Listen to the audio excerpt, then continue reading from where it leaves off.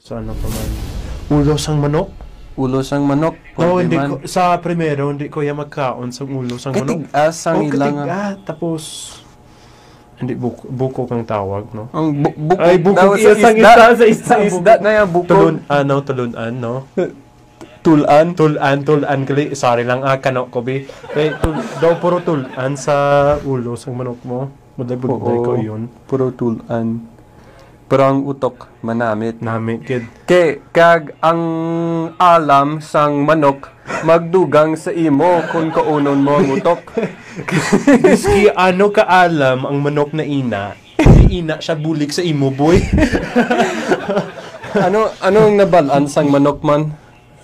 Kung paano magpangita sang mais sa salog. Kung paano maglakat.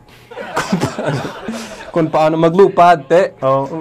Ang manok yan, hindi kasarang nga manok malupad ya, buang sino. Pero makalutaw man sila, makalutaw. May nakita ka nga manok na nagalupa daw. Te, wala. Daw mayaraman. Kinahanglan gid siya magkaon damo sang ulo sang manok kay daw mga mango. Sige.